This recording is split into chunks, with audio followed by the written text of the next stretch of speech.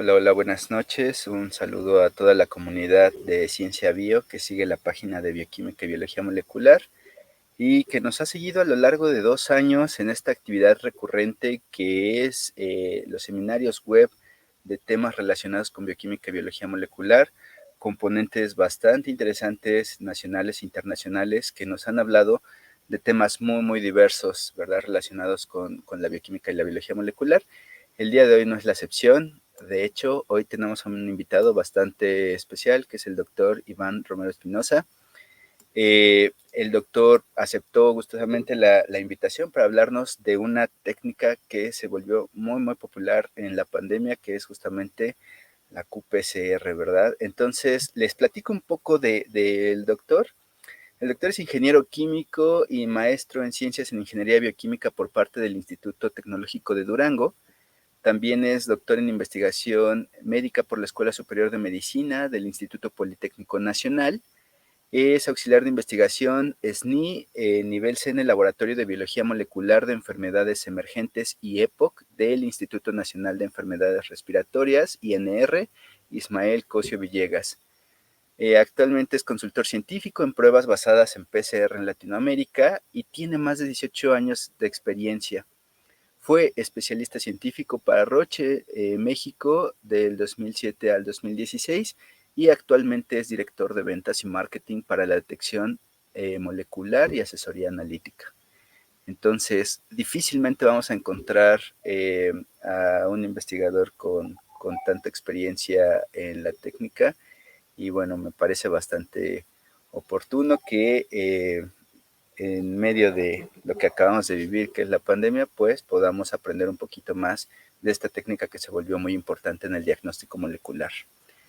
Doctor Iván, bienvenido, muchas gracias por aceptar la invitación. Hola Es un Jorge, placer tenerlo de este lado. muchas gracias. Si gusta puede compartirnos la pantalla y bueno, pues comenzar cuando guste. Muy bien, gracias.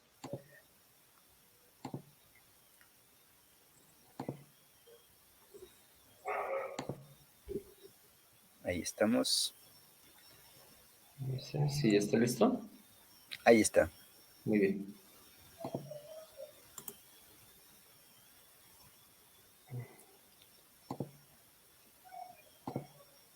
Listo. Perfecto. Ahí se ve. Muy bien, pues comenzamos. ¿Si estás de acuerdo? Sí, adelante. Bueno, esta noche vamos a platicar un poco fuera de lo que comúnmente es lo que toco, que es siempre muy enfocado hacia la investigación. Esta vez estamos hablando del uso de la técnica por otros sectores, que luego olvidamos esa parte. La técnica de PCR, aunque para muchas personas apenas le suene, es una técnica ya muy madura. Estamos hablando de desde el 85, ¿no?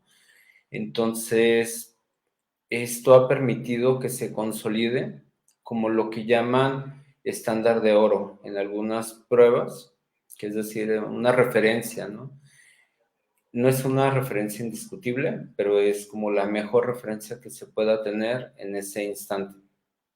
Entonces, ha tenido que pasar mucho tiempo para que la técnica pueda ser evaluada, pueda ser comparada, haya suficientes datos y pueda tomar este lugar. Y obviamente transitorio en lo que llegan tecnologías que van a permitir tener tal vez menores tiempos, mayor especificidad, que sean más prácticas al momento de la toma, por ejemplo. Hay muchas áreas donde son como áreas de oportunidad, donde las pruebas pueden tomar este lugar, ¿no? Del estándar de oro. Pero bueno, vamos a comenzar platicando sobre lo que es estas referencias. Para quienes ya me conocen, las referencias que uso están muy ligadas a los Simpson, entonces espero no incomodar a nadie o algunas otras cosas así. Volvemos, este es un foro más como de divulgación, entonces espero que no insultar el intelecto de nadie, ¿no? Entonces, hablando de las pruebas Gold Standard o estándar de oro, lo presenté en inglés el término porque normalmente así todo el mundo lo ubica, ¿no? Siempre en los laboratorios, pese a que obviamente está el término en español, ¿no?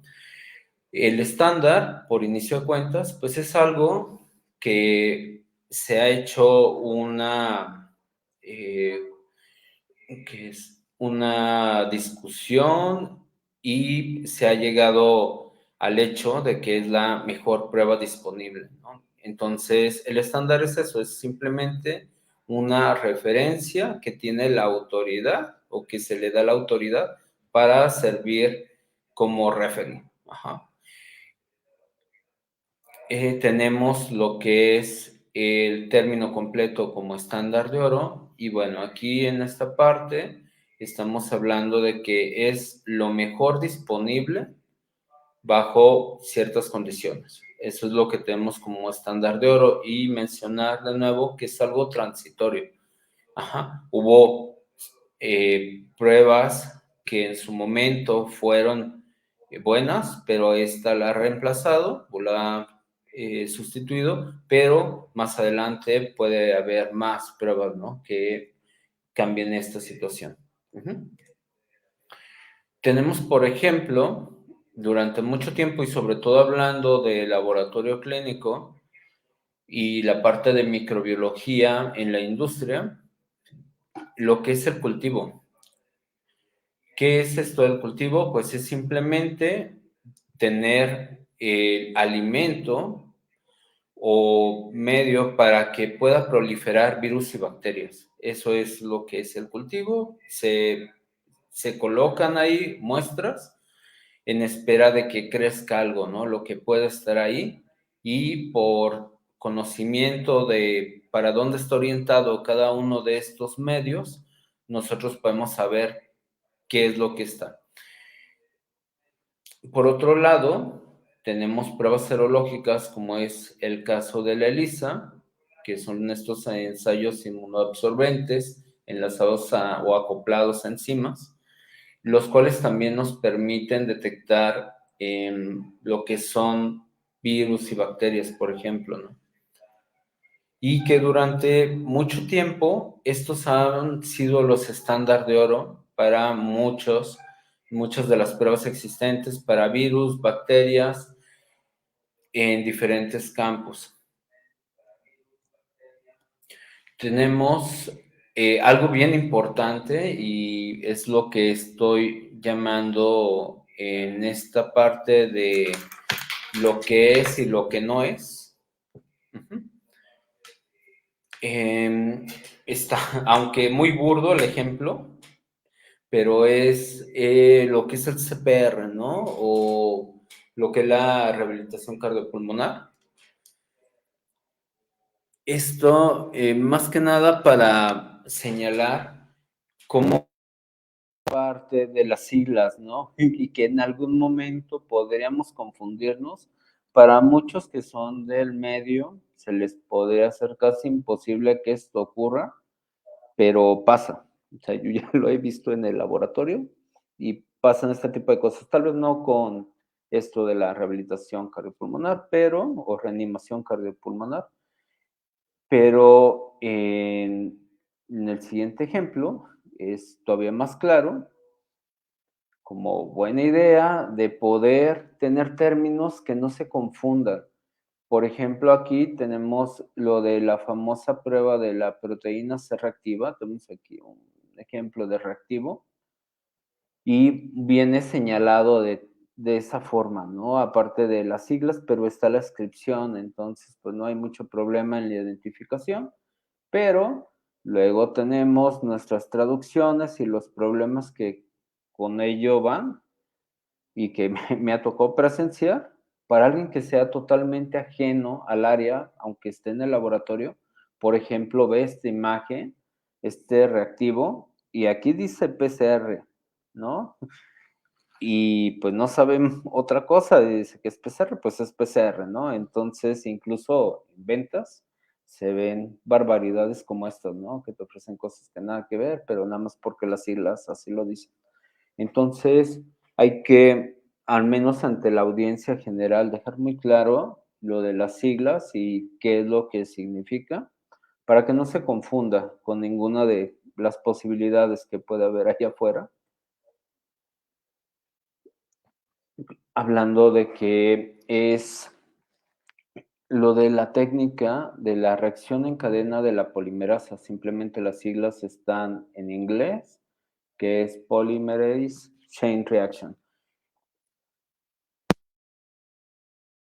Vamos a seguir con algo de historia, simplemente para poder ubicar, ¿no?, todo el trayecto que ha tenido y que hemos tenido que recorrer o que se ha tenido que recorrer para que la técnica esté donde está. Y sin ello, pues, sería difícil ubicar, porque al día de hoy es el estándar de oro para algunas pruebas. Y bueno, tal vez me voy muy atrás.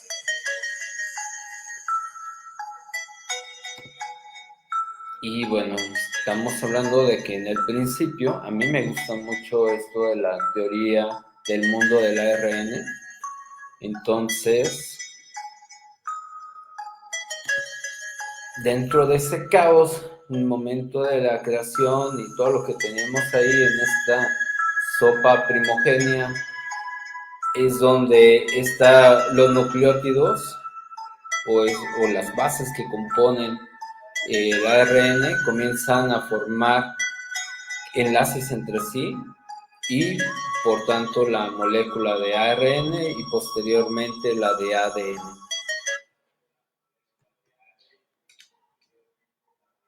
Y con esto, más adelante, los científicos podrán dar el siguiente paso, ¿no? ¿Qué es?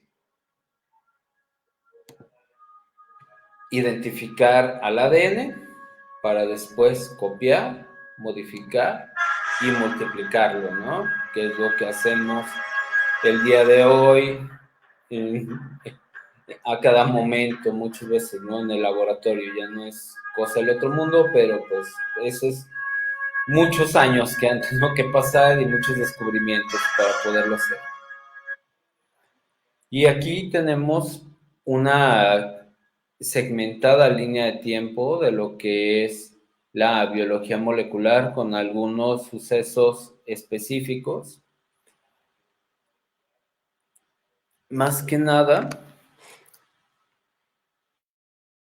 refiriéndonos a lo que es dos eventos en particular, ¿no?, que nos atañen el día de hoy. Obviamente, lo del desarrollo de la técnica por Kary Mullis, quien después se le da el Nobel por ello. Ahí lo ubicamos. Pero algo muy importante, y muchos irán obviamente hacia Watson y Crick y Rosalind Franklin, pero está estos dos científicos, Arthur Kornberg y Severo Ochoa, quienes muchas veces cuando nosotros platicamos esto de la técnica, los dejamos de lado, pero sí son piezas fundamentales de lo que Kary Mullis pudo llegar a hacer, ¿no? Creo que incluso se le da un mérito de algo que tal vez no hizo él, y lo vamos a platicar más adelante. Y bueno, como les comentaba de ellos dos, se les da el Nobel en el 59 por elucidar el mecanismo de la síntesis biológica de lo que es el ADN y el ARN, según respectivamente, ¿no?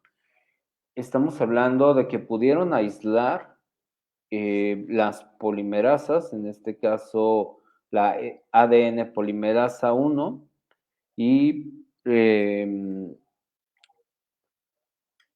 y la enzima que igual puede ayudarnos para llevar a cabo la síntesis, ¿no? No solamente, bueno, así como ellos lo vieron en la parte biológica, pero para después reproducirlo in vitro.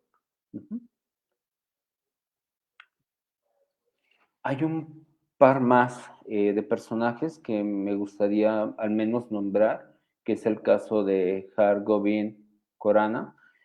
En el caso de él, demostró con sus descubrimientos que era posible el sintetizar los fragmentos cortos de ADN.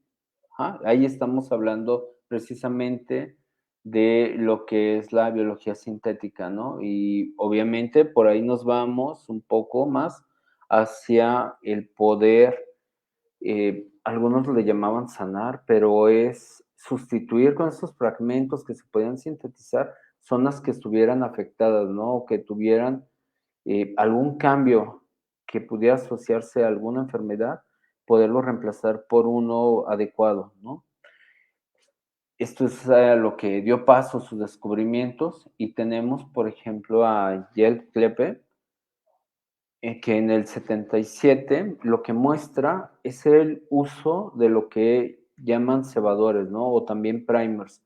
Son secuencias artificiales de ADN que nos permite ser específicos en qué zona es lo que queremos del ADN replicar y que se amplifique más adelante. Aquí tenemos un esquema, perdón si en algunas partes me voy un poco más rápido. Esto es básicamente el poder tener el contexto, ¿no? De dónde está surgiendo la técnica. En este esquema podemos ubicar lo que les comentaba hace un momento. Tenemos esto del cebador o iniciador o primer, donde nosotros podemos ubicar dentro de toda la información que es el ADN una zona puntual y a partir de ella, por medio de la DNA polimerasa, en un medio controlado en un buffer con suficientes nucleótidos, con cofactores que ayuden a la enzima para que pueda funcionar de forma adecuada, nosotros podemos llevar a cabo entonces esta síntesis de una cadena de ADN. Podemos ver en el cuadro de abajo simplemente las bases complementarias de cómo se van formando, de las 4 bases que está formado el ADN, ¿no? Adenina, guanina, citosina, timina. Y que siempre está el opuesto cada vez que se va sintetizando para la cadena complementaria. La figura de Kary Mullis es algo que la mayoría de los que estamos en esta parte de las ciencias ubicamos ya por el alcance que ha tenido la técnica, pero es una figura que rompió el molde, ¿no? Porque es muy diferente a cómo nos imaginamos al científico común, ¿no? O científico promedio, que es una persona como muy, muy libre en el sentido de su forma de conducirse, ¿no? Y extrovertida y también, como toda persona, tiene o tuvo también sus lados oscuros, ¿no? Respecto a ciertas opiniones que dio. Se le otorgó el Nobel de Química por la invención de la técnica de la PCR. La imagen, la verdad, habla muy bien de más o menos cómo proyectaba su personalidad. Él estuvo trabajando para la empresa Cetus cuando hizo este desarrollo y siempre se ha mitificado un poco el cómo cómo se le ocurrió, ¿no? Esta parte de la técnica de PCR. A este punto, sí me gustaría volver a puntualizar que la técnica, ya tenemos varios elementos que la conforman, es decir, ya antes hubo alguien que elucidó el mecanismo de síntesis que tiene el ADN, quién lo hizo para el ARN, quien ya mostró cómo estaba esta parte de la síntesis de fragmentos cortos. Y estamos hablando, de hecho, como de la parte inicial de lo que es la PCR. Entonces, queda la parte de qué es lo que realmente a él se le ocurrió, ¿no? ¿Dónde está exactamente su aportación? Y bueno, todo surge de esta pregunta. ¿Cómo puede copiarse un solo fragmento de ADN, pero poderlo reproducir miles y miles de millones de veces, ¿no? Para que esto pueda ser útil.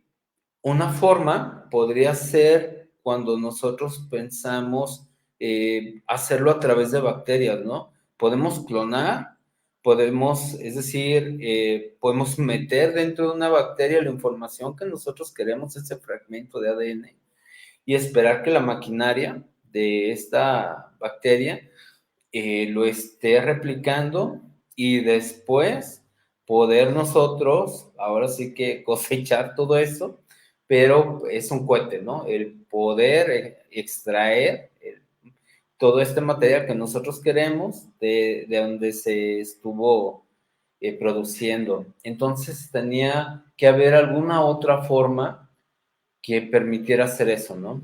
Entonces dice su propio relato que yendo un fin de semana hacia el bosque, hacia las montañas, con la compañera que tenía en ese entonces, así es, esta imagen es más o menos como todo el mundo lo pinta, ¿no? Todo bonito, así como que fue iluminado en lo que es la total calma, pero pues aparentemente no fue así, por lo que cuentan las cosas, parece que pudo haber sido un poco diferente,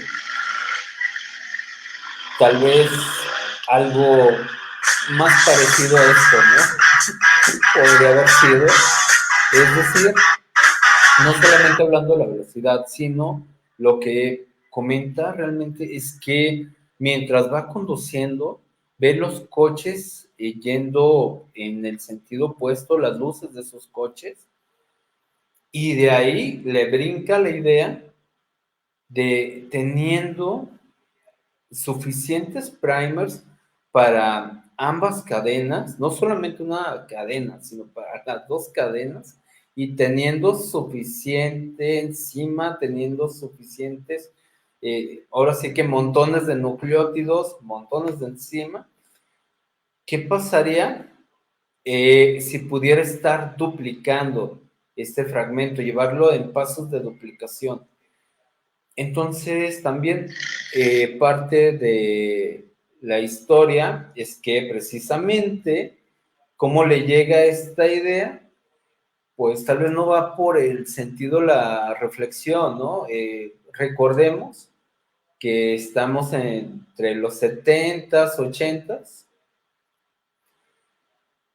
y pues bueno, algunas sustancias motivadoras podrían haber tenido ese efecto de poder encender esta idea, ¿no? Es decir, como lo del LSD, tan famoso, que ha sido detonante para muchas canciones, por ejemplo, u otras invenciones, y la ciencia parece que no fue la excepción. Pero bueno, así las cosas, ¿no? También están, recordemos que esto es una historia, él llegó a contar varias veces cómo fue, otras personas cuentan lo que a él les dijo y no estaba como del todo eh, certero, ¿no? O no era la misma historia en ciertos puntos. Entonces, bueno, eso es algo que por ahí se cuenta. Y bueno, esto lo pueden ver en cualquier referencia, obviamente citable. Y también esto, que casi nunca lo mencionan, y es el hecho de que este pensamiento, esta idea de la duplicación en medio de estos montones de enzimas, de primers, de los nucleótidos, ¿qué es lo que va a ocurrir durante esta duplicación? Y está este cuento de, no sé si lo ubiquen, de que un rey manda a pedir un invento a alguien para que lo entretenga, este lo logra, y él le pide cualquier cosa, ¿no? Que él puede pedir o desear cualquier cosa y él se lo cumple. Y dice, pues bueno, pues va, pues quiero 2 granos de arroz, ¿no? Dice, pues va, se pero 2 granos de arroz por cada casilla del tablero de ajedrez. Y la verdad es que eso no parece mucho, ¿verdad? Pero conforme vas avanzando, recordemos las 64 casillas que tenemos ahí, tú estás hablando de millones de estos granitos de arroz, ¿no? Que pues obviamente el rey en esa historia pues ni se lo imaginaba. Entonces es como una de estas historias donde alguien le es más listo, ¿no? Que una persona de autoridad. Entonces, sin tomar tanto tiempo en eso, muchos dicen que de ahí viene, ¿no? También su invención, el pensar en esto, la duplicación, qué efecto podría tener en varias rondas consecutivas y poder tener esa cantidad tan enorme de DNA artificial de lo que está buscando. Entonces, de hecho, esta imagen a mí me evoca más, ¿no? Que cualquier otra cosa que haya visto antes. Y bueno, volvemos a esta parte de los componentes de la técnica de PCR. Estamos hablando que obviamente necesitamos un DNA molde, el DNA de lo que queremos nosotros utilizar y de donde nosotros vamos a especificar por medio de los primers qué secuencia es la que queremos reproducir, queremos duplicar y después tener montones de ese fragmento de DNA, la enzima que lo va a permitir, la DNA polimerasa, los NTPs, que son, ya lo dijimos, son eh, lo podemos ver incluso como los ladrillos, ¿no? Mucha gente siempre lo menciona así, como los ladrillos en la pared del ADN. Entonces, son los que nos van a permitir formar nuestras secuencias complementarias artificiales, y lo que tendríamos como el medio, ¿no? Donde todo esto ocurre, el buffer a un pH adecuado para que todo esto se lleve a cabo, sobre todo hablando por la enzima, y los cofactores que ayuden precisamente a la enzima. Más que nada por los iones.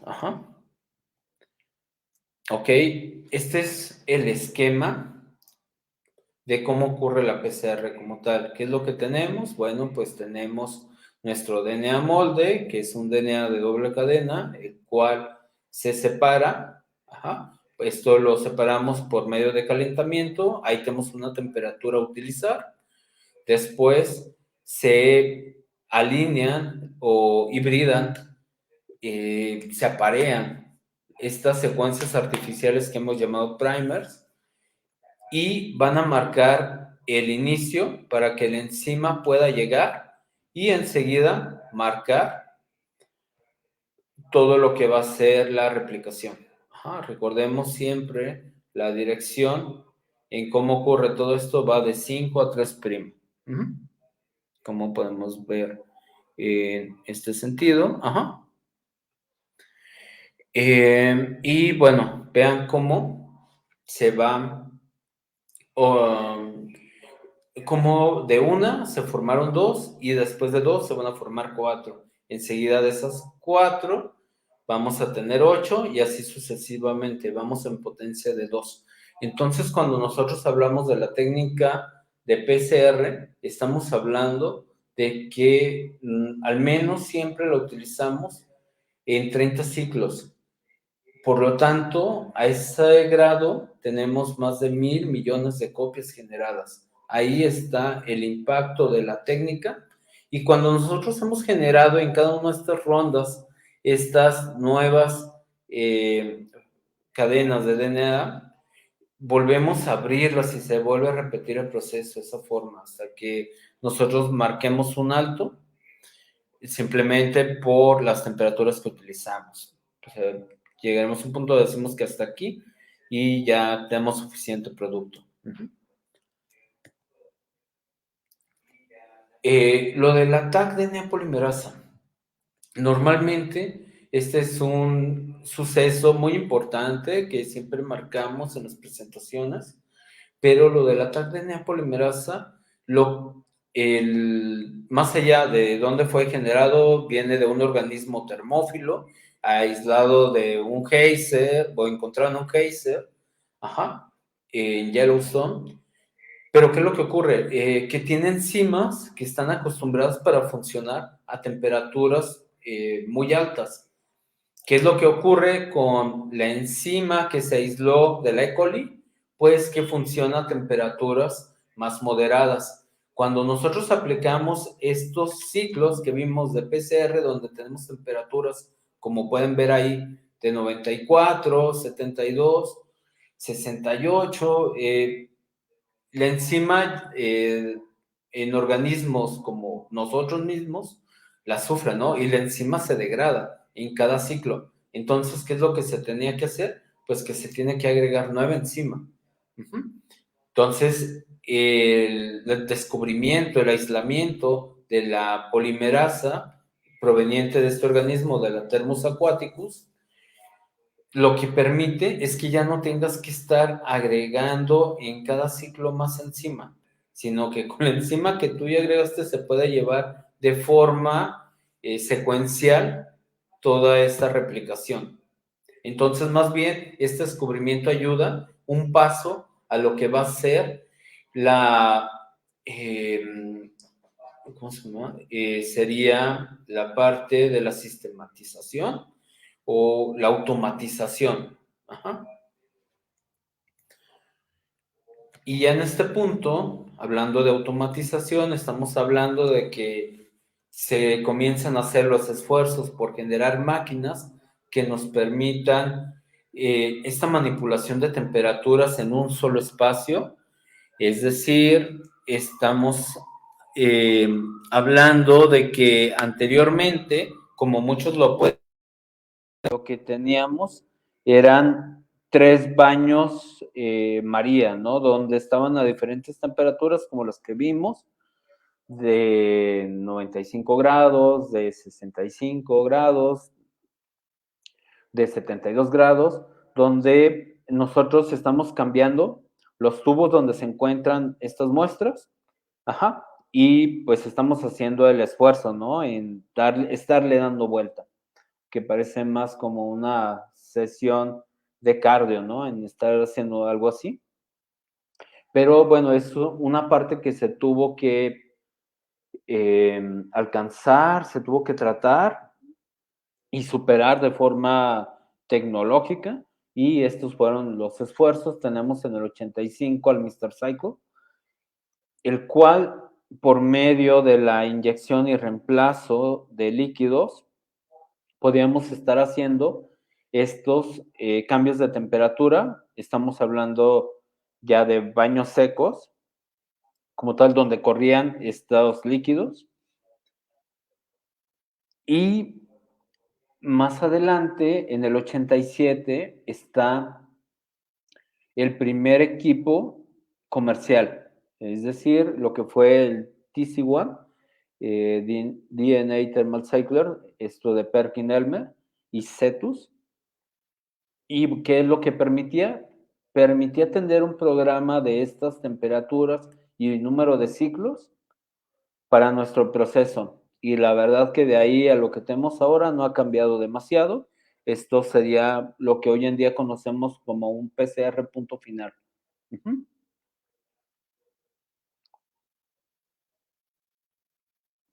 La PCR en cuestión de variantes o formas en que se presentan, bueno, pues son varias, ¿no? Entonces, vamos a platicar un poquito de las que hay.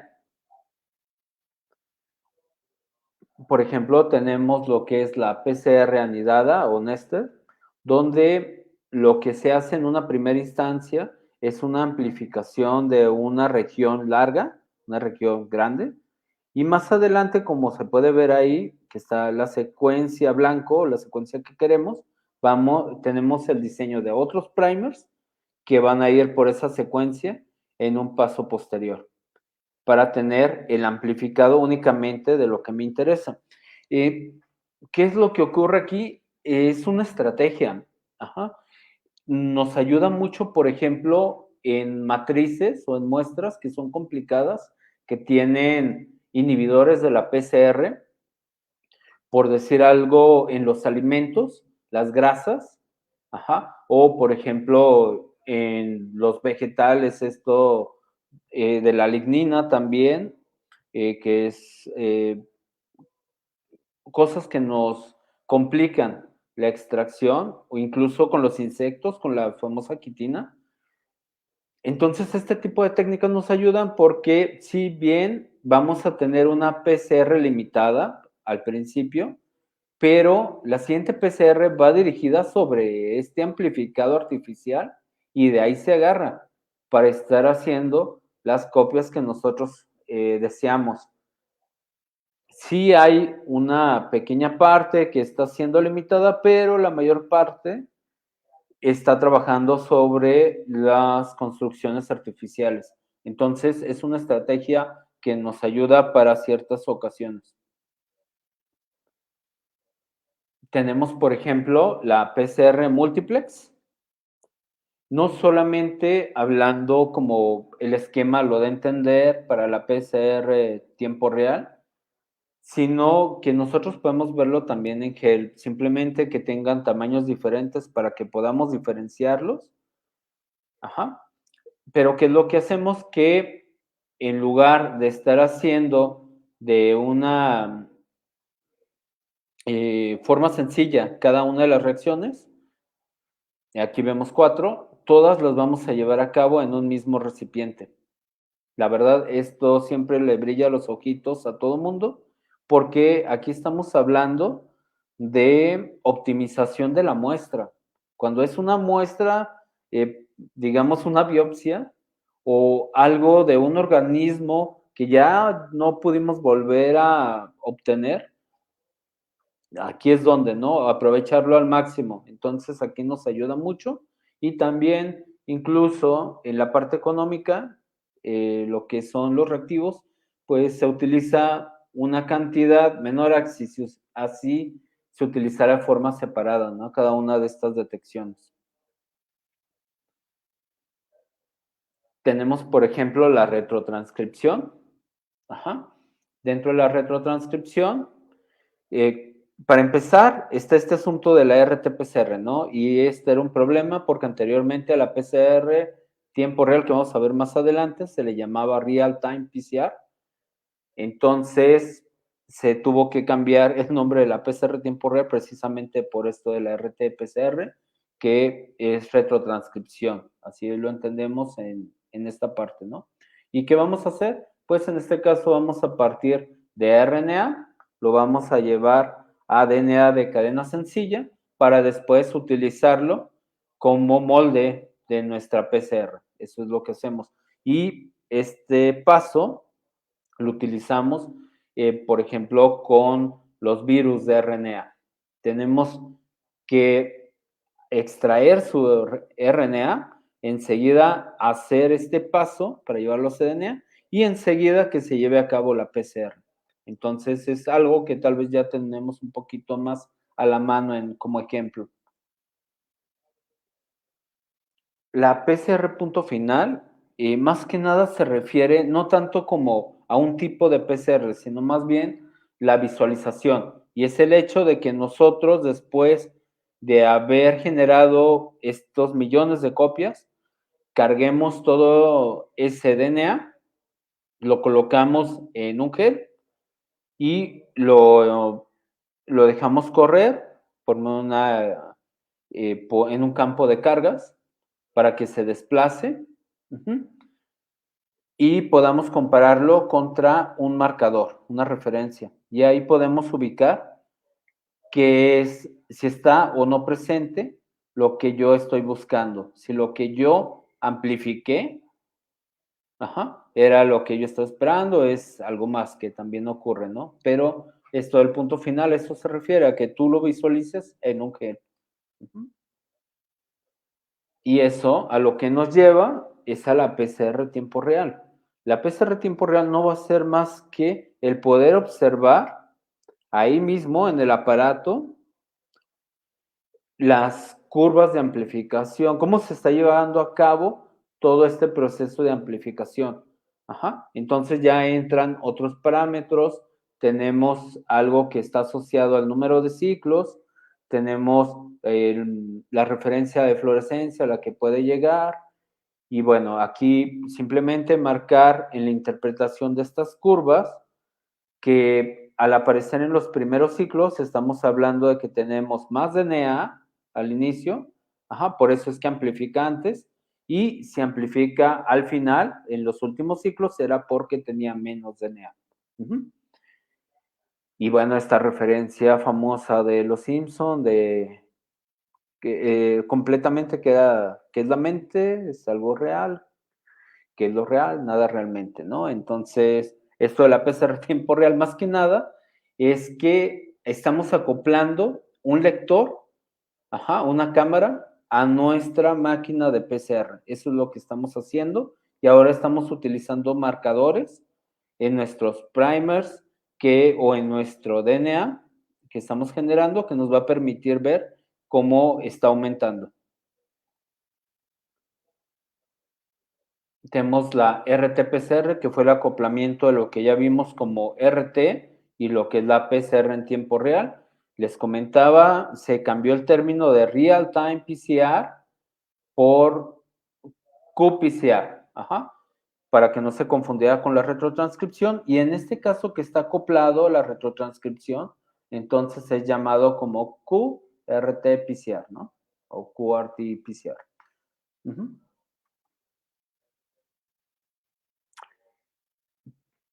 Más adelante tenemos lo de la PCR digital. Mucha gente lo toma como que es lo más revolucionario, lo más nuevo que tenemos al día de hoy, pero este mismo concepto tuvo su origen durante la concepción de la PCR. O sea, hablando desde los 85, ya teníamos esto. De hecho, es una de las pruebas que hace el grupo donde estaba Karim Mullins, que era el del doctor Seiki y colaboradores. ¿Qué es lo que hicieron? Fueron de una cantidad de DNA, lo que hicieron fue estar diluyendo y diluyendo hasta que ya no era posible visualizarlo.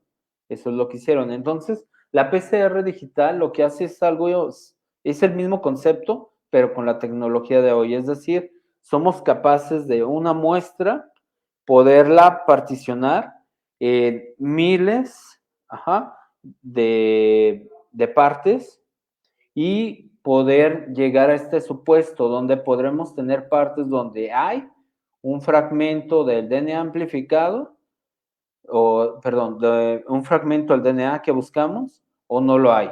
Ajá. Entonces, de este DNA que nosotros tenemos ahí, podemos llevarlo a este supuesto y después simplemente estar sumando donde se había y ya es cuantitativo. Entonces, es una de las grandes ventajas que tiene la PCR digital, es decir, que ya no es necesario generar una curva tipo, una curva calibrador para poder hacer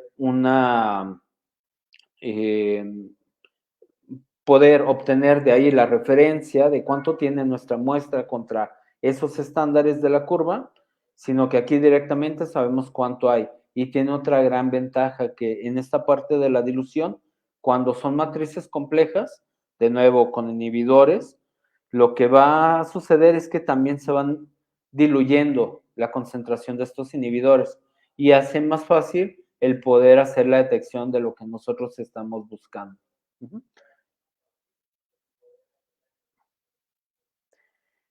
Aquí no me voy a tener mucho tiempo, pero también quisiera tocar esta parte de lo que hoy mucha gente ya trae con el LAM. El LAM puede ser acoplado a la PCR, pero por sí sola es una técnica que permite amplificar un fragmento. Por medio de la PCR es necesario para tener una gran cantidad de DNA, pero son pocos ciclos. Y aquí lo que interviene es desplazamiento por medio de juegos de primers. Estamos hablando de al menos 6 juegos en la mayoría de los casos y que todo se produce por medio de esta parte de los hairpin, que nos permite estar generando copias de forma secuencial conforme se van desplazando. Entonces, esta técnica sí es muy innovadora, pero lo que tiene es la complejidad del diseño. Entonces ahí es la única parte donde sí hay que tener más experiencia para poder hacer uso de ella, al menos en la parte de la investigación. De la parte comercial, tenemos la ventaja de que ya es algo que se hizo y ya es simplemente utilizarlo. Y estamos hablando de tiempos muy cortos, tiempos tal vez de 15 minutos para tener un amplificado que nos permite identificar lo que buscamos, comparado con lo que normalmente estamos acostumbrados entre 1 hora y hasta 2 horas, ¿no? Finalmente, y lo que nos atañe en todo esto, lo que vamos a hacer es dar el background completo. Estamos dando la vuelta en 360 desde la generación del concepto, de dónde se fortalece, cuáles son quienes intervinieron en la generación de la técnica, cómo funciona, cuáles variantes están presentes y ahora es el impacto que tenemos en diferentes áreas.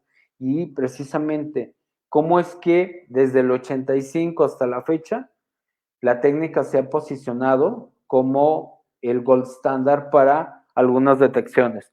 Por ejemplo, en el caso de los organismos genéticamente modificados, la PCR tiempo real es un gold standard para la detección de ellos, pero también ya se está utilizando la PCR digital para llevarlo a cabo. Simplemente está en esta curva de tiempo donde se pueda aceptar y tal vez no que reemplace, porque algo que también tiene la PCR digital es que funciona muy bien con cantidades muy pequeñas, pero con cantidades grandes ya no tanto. Entonces, más bien que coexista con la PCR tiempo real, para hacer esta detección de transgénicos. Para quienes son un poquito ajenos a esto, estamos hablando de la detección de 2 genes, obviamente partes de estos 2 genes, normalmente el P35 y el TENOS, los cuales nos permiten saber con una proporción o en una comparación con un estándar qué tanto porcentaje de transgénico está presente en el producto que tenemos ahí, ¿no? Por ejemplo, aquí estamos hablando de, aparentemente yo lo veo como un jitomate, pues no sé, yo lo veo como un jitomate, y que nosotros, por medio de la legislación existente en cada país, se pueda verificar y se pueda consumir, ¿no? Por el público.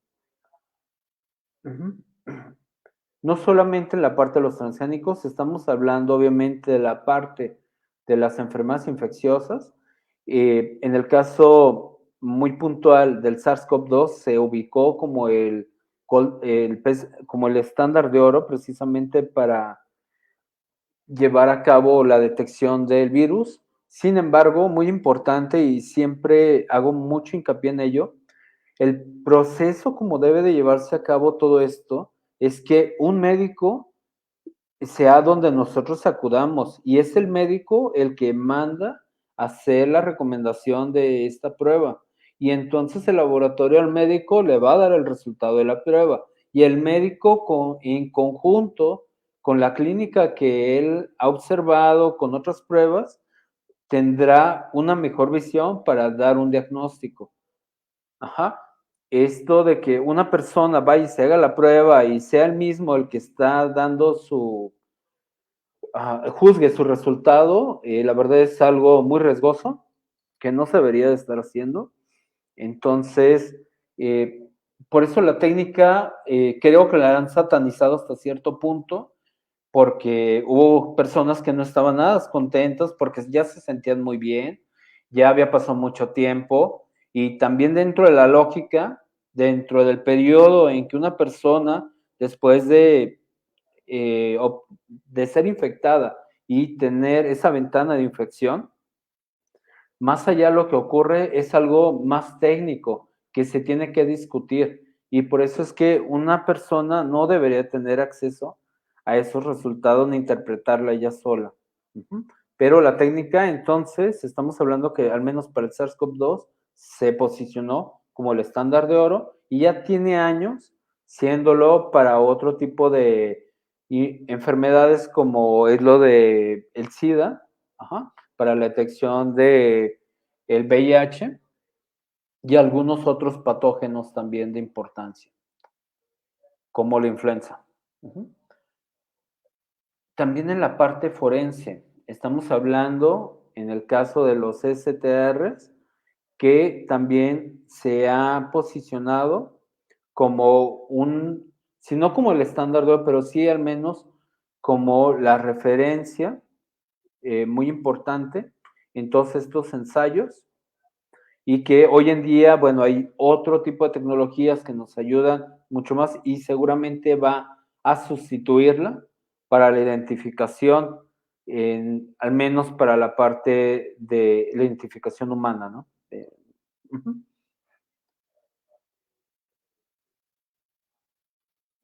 Tenemos, por último, este ejemplo, lo dejo al final porque la parte de lo que son los alimentos, la parte de la agricultura, es muy importante cómo ha impactado precisamente la técnica de PCR. Al día de hoy no reemplaza lo que es la parte de las unidades formadoras de colonias, la parte de la microbiología, pero ya se han hecho esfuerzos muy grandes donde ya se puede tener un comparativo y se está mostrando esta especificidad y rapidez que se puede tener. A mí me ha tocado observar que lo que hacen ya varias empresas es tener ambas técnicas. ¿Por qué? Porque por la parte de la PCR lo pueden ir adelantando el resultado, sobre todo cuando se tienen que trasladar para exportación o algo, y mientras va corriendo el tiempo de la parte de microbiología, que muchas veces les toma de 3 a 5 días dependiendo del organismo, y ya cuando van a cruzar aduanas o tienen, hablando por transporte, ¿no? Más que nada, ya se tiene el resultado entonces que pide la normativa por la parte microbiológica, lo envía, lo entrega a la persona que va en el transporte y ya le ganaron tiempo reduciendo costos de almacenaje y avanzando en los tiempos de traslado para que el producto llegue a su destino. Entonces, esto es muy, muy importante. Seguramente en los próximos años ya tendremos como gold standard la parte de la PCR de sobre todo tiempo real para muchos de los patógenos que buscamos tanto en alimentos como por ejemplo en vegetales. Y ya no es algo del otro mundo, ¿no? Son técnicas, metodologías que se están utilizando en la industria y que cuando nosotros salimos de la carrera, muchas veces no tenemos presentes, ¿no? Y estamos pensando, obviamente, la parte como más clásica y cómo adaptarnos a esta tecnología, saber de lo que trata y tener la formación, porque también la formación aquí es muy importante. Muchas veces han sido más por medio de los fabricantes de los aparatos, que obviamente lo que te van a enseñar es cómo funciona el aparato y cómo lo utilizas para lo que tú quieres, pero no es en sí el cómo interpretar todo lo que te pueda venir a ti que tenga que ver con la técnica. Entonces, hoy en día se puede uno formar por medio de cursos. Hay laboratorios, por ejemplo, en la parte de diagnóstico humano que se han preocupado por esto y contratan sus cursos para poderse tener dentro de su formación también esto y no solamente un certificado que digas que yo sé usar el aparato fulanito, se van al aparato fulanito y llega otro y otra vez, ¿no? Aprender ahora cómo funciona ese aparato y la técnica, cada uno le da un sentido distinto según los alcances que le dé su ardilla también. Y la verdad es que luego escucha cosas que rayan con lo imaginario, la verdad. Entonces, ser muy crítico en el laboratorio nos ayuda mucho para poder dar este paso. Más que nada, esto quería enfocarlo como para poder abrir una ventana del conocimiento que todos tienen hoy en día y saber que es algo que ya se está usando y no nada más fue esta parte de lo que fue el SARS-CoV-2, ni lo que es la influenza de año con año, sino que se está utilizando en cosas del día a día, que es importante en diferentes tipos de campos. Entonces, dentro de nuestra formación, pues no está de más, ¿no? El tener un documento que nos avale, que conocemos los alcances de la técnica y que podemos darle el mejor uso también. Las reglamentaciones pues son muy distintas en diferentes lugares. En Europa, la Comunidad Europea dicta, ¿no?, las reglamentaciones y normas que hay que seguir. En Estados Unidos, FDA, que tiene mucho impacto en toda Latinoamérica. Y bueno, aquí en México, por decir algo, COFEPRIS, está también Secretaría de Salud, está la Secretaría de Agricultura también, que ellos son quienes describen la normativa que deben de seguirse para diferentes situaciones. Entonces, cuando nosotros nos vamos a estas referencias, podemos ver ahí puntualmente qué es la forma de llevar a cabo cada cosa. La verdad, a mí me extraña de que nosotros no podamos tener algo como tan transparente como la FDA, ¿no? Que si yo estoy buscando cómo detectar, no sé, ciclospora en lechuga o en algunos vegetales de ese tipo, ahí está la técnica y me dice qué es lo que ellos avalan y ni siquiera es un kit comercial, sino que es algo que se forma con reactivos, consecuencias descritas ahí, te dan recomendaciones de qué es lo que ellos utilizaron para que tú lo implementes y listo. Entonces, aquí en México es un poquito, la información se controla más por diferentes circunstancias, pero finalmente se pueden alcanzar de una u otra manera en las instancias adecuadas. Eh, Creo que eso es todo lo que quería comunicarles en esta ocasión. No sé si tengan bueno, damos paso, me imagino, a las preguntas.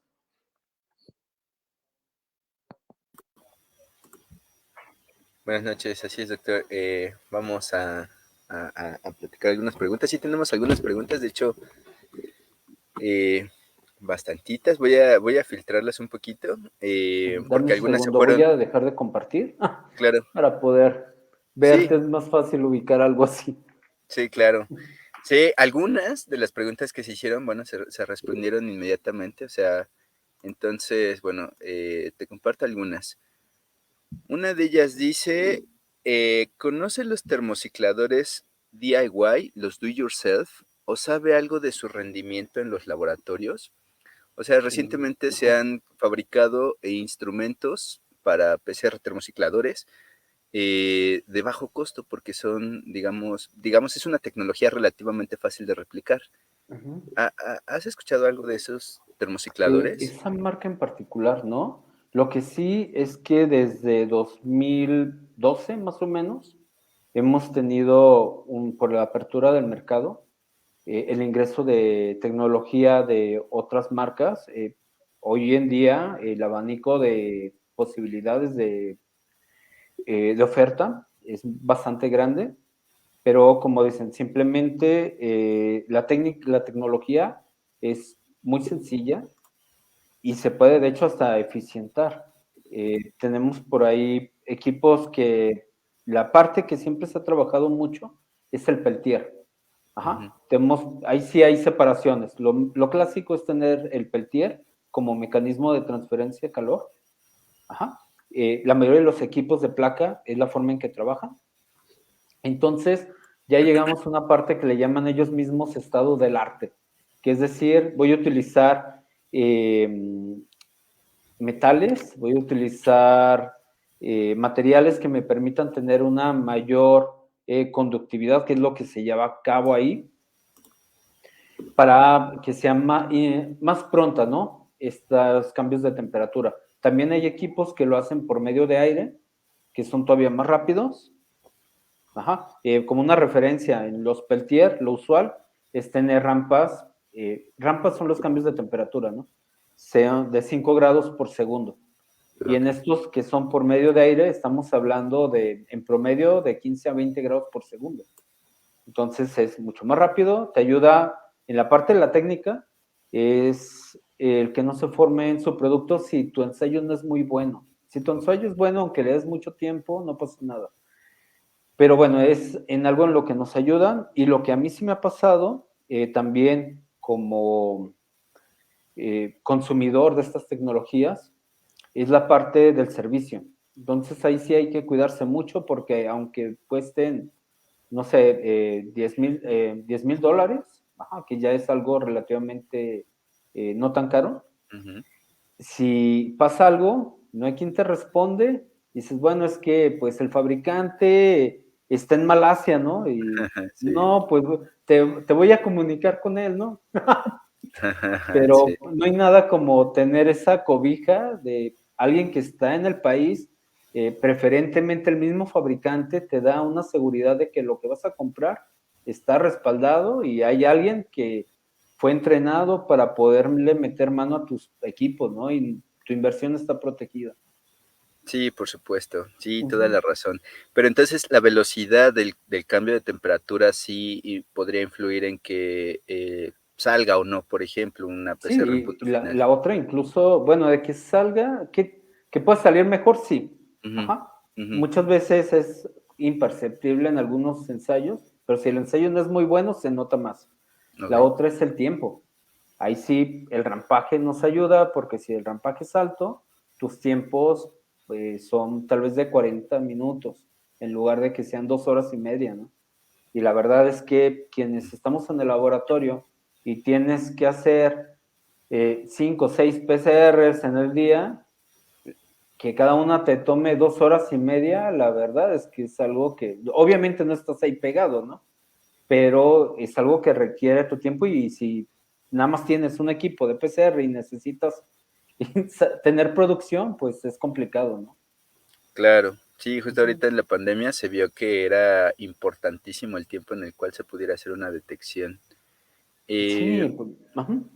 Ujú.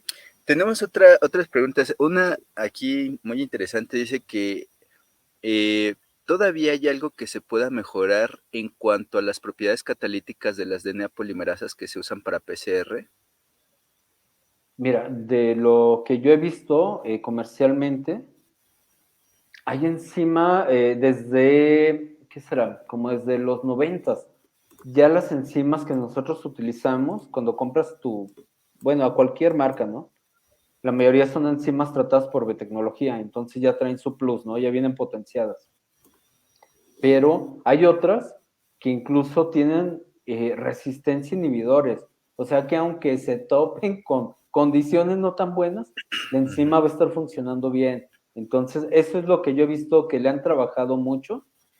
Por ejemplo, están estos kits que ahora nada más hacen la lisis y de ahí te hacen tu PCR. O sea, ya no pasan por la parte de la extracción y purificación como tal, ¿no?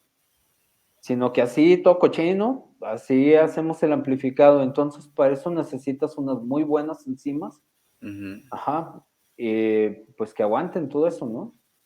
Sí, y justo en el mercado así están, ¿no? Están las de alta fidelidad, las que son como de alta procesividad. Hay algunas que son baratas y que la gente sabe que no te sirve si tu amplicón es de más de 2000 pares de bases, por ejemplo, ¿no? Pero ya se sabe, ¿no? Bueno, que en esos casos que tú mencionas, más bien tiene que ver con la aplicación que vas a usar, Ujú, de alta fidelidad para secuenciación más que nada, ¿no? Y que no te meta tanto error ahí. Pero para la PCR tiempo real, o PCR, lo que importa, bueno, PCR tiempo real, la que utilizamos que es la TAC, tiene una razón y es la parte del dominio exonucleasa que tiene, que te va a permitir, en el caso de cuando usamos sondas TACMAN, poderlas eh, hacerla, separarlas, ¿no? O hidrolizarlas, es un término correcto de la sonda, y poderla tener la fluorescencia, liberar la fluorescencia esa sonda. Entonces es una parte técnica donde sí necesitas tener ese tipo de enzima. Muy bien, justo una pregunta relacionada dice aquí, ¿cómo se vincula la PCR con tecnologías nuevas como Next Generation Sequencing? Ok, mira, en la parte de secuenciación de nueva generación, también esa parte yo la he abordado y lo tenemos en el laboratorio, lo hicimos para hacer metagenómica. Ahí hay un detalle que es el bias, ¿no? O qué tanto te alejas de la realidad. El problema de la PCR es que los productos que estamos generando, cuando tú estás buscando tal vez cambios de una sola base, tal vez ahí vamos a estar metiendo ruido, ¿no? Entonces, lo ideal para, hablando de tecnologías para secuenciación, sería utilizar la muestra así como está, para no meterle más de estas desviaciones, ajá, y tener un resultado más fiel a la realidad. Pero las tecnologías Next Generation Sequencing, que es la secuenciación de segunda generación, ajá, donde tenemos los casos de lo que fue Roche, de lo que es Illumina al día de hoy y otros que andan por ahí. NBI me parece, también que es algo muy similar a Illumina. Ahí tenemos estas desviaciones precisamente por el uso de la PCR y es algo que pues, no se puede evitar, ¿no? El trabajar con fragmentos cortos, la ventaja es que no es tan probable que se metan errores, pero existen. Entonces es algo que se trabaja, ¿no? Muy bien, muchas gracias, doctor. Hay una pregunta aquí que dice, ¿se podría usar PCR punto final para la detección del SARS-CoV-2? Pues de hecho sí.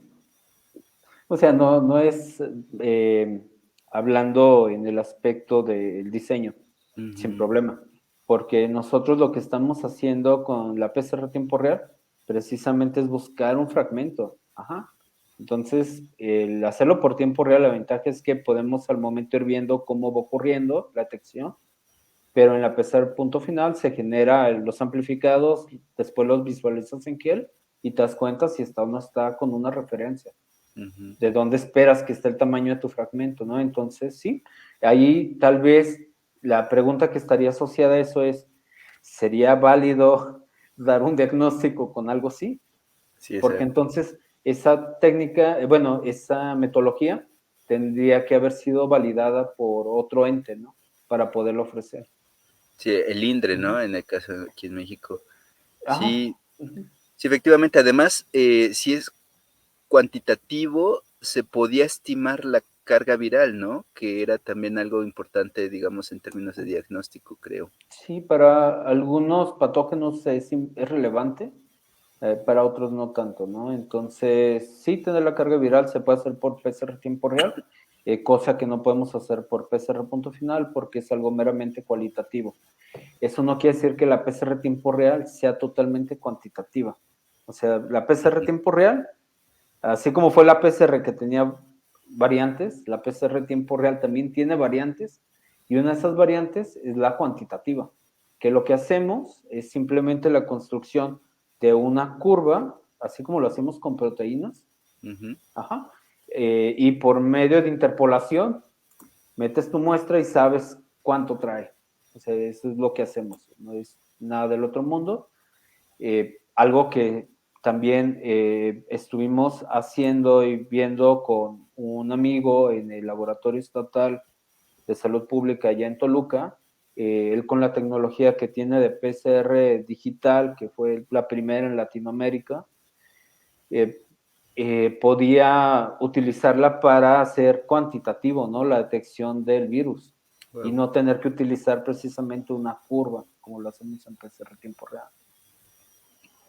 Sí, justo también relacionado, ¿cómo viviste tú, doctor, este fenómeno en el cual, bueno, detectar COVID pues era un gran negocio y empezaron a emerger muchos laboratorios que hacían QRT-PCR justamente para el SARS-CoV-2. Lo pregunto porque, bueno, pues me tocó vivir de cerca que normalmente estos laboratorios tienen que tener una validación bastante estricta, pero en pandemia y por la situación de emergencia que todos conocemos, pues la capacidad, digamos, de auditar de COFEPRIS y otras instancias, pues se veía limitada. O sea, ¿qué tan bueno fue el ejercicio, pues, de detectar con QRT-PCR el COVID en pandemia? ¿O qué faltó? ¿Qué hubiera sido mejor, pues, por ejemplo? Ok, aquí en mis palabras, y tal vez me voy a colgar yo solo, y esto me sale del alma, ¿eh? Así lo viví yo. Esta es mi segunda pandemia enfrente. La primera de la influenza me tocó estar ahí como analista y por amor a la investigación y ayuda al prójimo, ah, haciendo diagnóstico, ¿no? Y obviamente enfermándonos también. Ahora con esto del SARS-CoV-2 me toca estando desde la parte de la empresa, pero también desde la parte laboratoria. Entonces, desde mi parte académica en el laboratorio, lo que debería, o lo que sucedió al principio, que era la restricción de cómo se iba a hacer la detección y que nada más se hiciera bajo un estricto laboratorio con medidas, bueno, las medidas estrictas del laboratorio adecuado para llevar a cabo esto, que ya estaba como tirándole a un laboratorio de bioseguridad 3, idealmente, ajá, que hay muy pocos en el país también, dicho sea de paso. En el INER, esto se estaba dirigiendo hacia el laboratorio donde se lleva a cabo la detección de tuberculosis. Entonces es un área confinada con requisitos muy especiales para que las personas que trabajan ahí no tengan problemas y tampoco las personas que estamos afuera, ¿no? Entonces ahí fue donde se comienza a hacer esto, de lo que yo pude tener acceso. Pero cuando se da el visto bueno para que los laboratorios particulares hagan todo esto, es complicado, la verdad, porque prácticamente ninguno tenía la infraestructura. Muchos la hicieron como pudieron. Y bueno, ahí realmente fue más como la desilusión de cómo ocurre todo. Y como dices, no hay suficiente capacidad como para ir y auditar a todos y que veas, ¿no? O sea, y desde la parte de la empresa también me tocó diseñar y equipar algunos laboratorios y realmente fue más bien como lo mejor posible que podía hacer el cliente, la verdad. O sea, no es el ideal y yo se los planteaba, les decía, ¿sabes qué? Pues yo aquí yo no trabajaría, la verdad. Yo no lo haría, pero bueno, te dieron permiso a hacer la prueba. Entonces, quieres tener las medidas mínimas necesarias, vamos a separar por áreas, vamos a tener esto, vamos a tratar de que tus personas hagan esto. Y esa es la otra, las personas que entraron al quite, ¿cuántas personas estaban formadas para hacer esto en detección de enfermedades infecciosas? O sea, no estamos hablando de PCR, porque PCR lo podría haber hecho mi abuelita. Ajá. O sea, realmente. Entonces, no es cosa del otro mundo que alguien sepa hacer una PCR, que todo el mundo se para el cuello con eso, sino también saberlo trabajar para diferentes cuestiones. En el caso de infecciosas, es la formación que te lleva años de estarte poniendo tu ropa de protección y hacerlo de forma adecuada, conciencia, hasta que esto se automatiza. Y entonces ya no tienes ningún problema. ¿Qué fue lo que pasó? Que la mayoría de las personas que trabajan en estos laboratorios, digas donde digas, se enfermaron.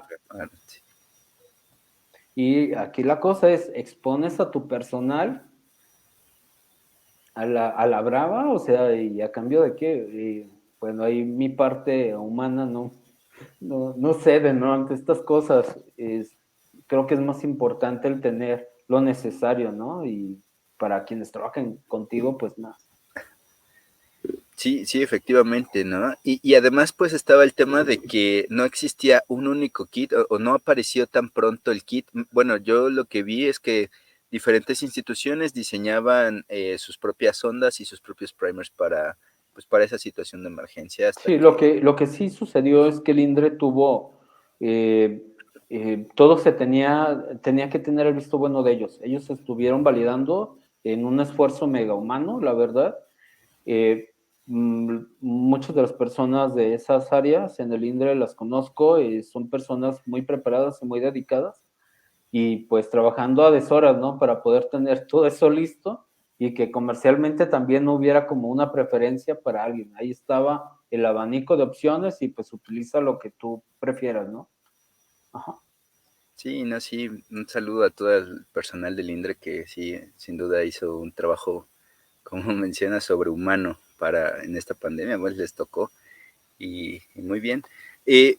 Doctor, tenemos un par de preguntas en Facebook, a ver, voy a proyectar alguna. Dice, ¿qué recomienda utilizar para construir la curva de calibración para la cuantificación de la carga viral? No, esa es una muy buena pregunta y muy técnica también. Eso lo vemos cuando vemos la parte de la PCR cuantitativa. Lo ideal sería tener una muestra cuantificada por algún otro método y que puedas utilizar para construir tu curva. ¿Por qué? Porque la matriz en la que viene embebida tu DNA y de interés va a ser el mismo que la curva de calibración.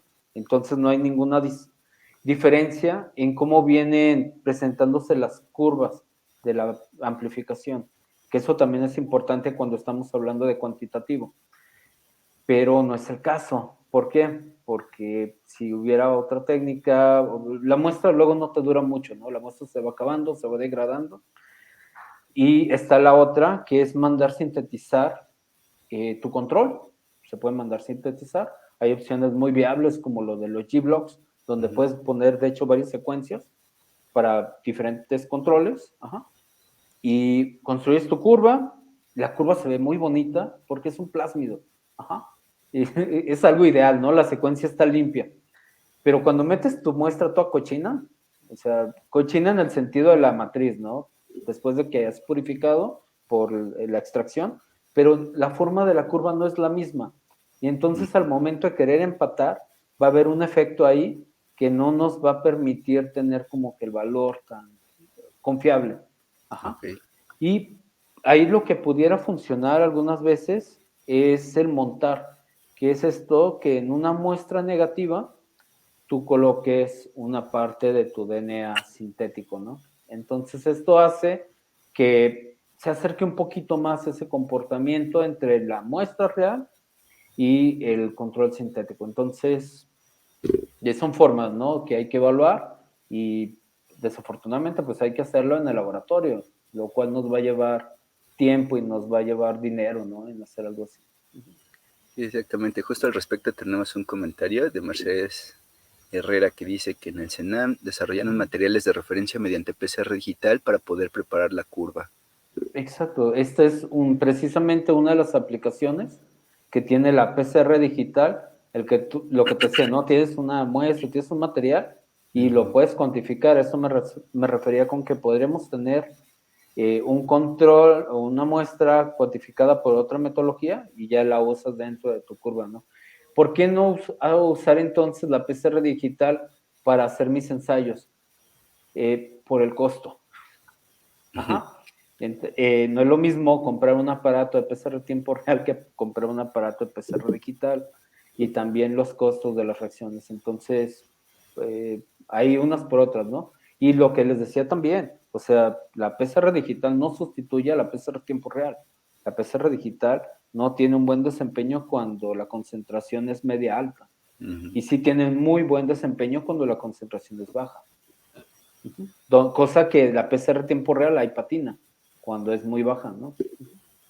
Sí, doctor, creo que ahora sí son todas las preguntas y nada más, bueno, como un último comentario, muy interesante todo el tema de la historia de la PCR, por ejemplo, esta mención de que la PCR digital fue una idea relativamente reciente en la historia de la PCR, pues es muy interesante. También, por ejemplo, mencionaste por ahí el término de biología sintética, haciendo alusión a la síntesis de pequeños fragmentos de ácidos nucleicos.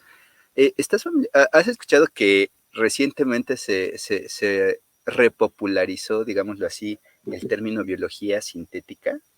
No. Se habla No, recientemente ajá. de eso, y no está tan fuera de contexto. Se habla de la biología sintética como el ejercicio en el cual pues uno diseña fragmentos de ácidos nucleicos, eh, pero ya digamos con la finalidad de generar propiedades nuevas en sistemas biológicos y justamente hacer uso de las tecnologías de síntesis de DNA para poder llevarlo a cabo. O sea, aprovechando, digamos, que actualmente pues podemos sintetizar fragmentos relativamente grandes, ¿no? Podemos tener DNA sintético de gran tamaño, pues, entonces emergió nuevamente el término de biología sintética por ahí. Sí, de hecho, así surge esa idea, ¿no? Con el poder reemplazar esos pequeños fragmentos que ellos identificaban que estaban relacionados con algún mal, ¿no? Y esto estamos hablando de los 50, o sea, imagínate. Ujú. Así es, sí, no, pues siempre la historia de las técnicas es muy, muy interesante, ¿no? Los ejercicios, Ujú. digamos, mentales, por ejemplo, esta anécdota de la autopista, está muy, muy interesante.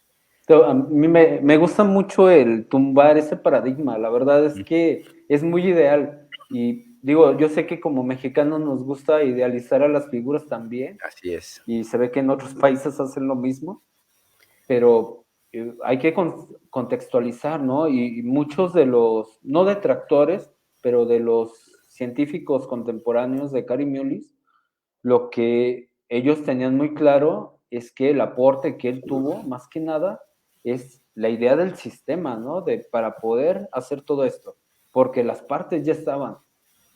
O sea, él tuvo esta genialidad para poder unir tantas ideas que ya están por separado y poder hacerlo una realidad, ¿no?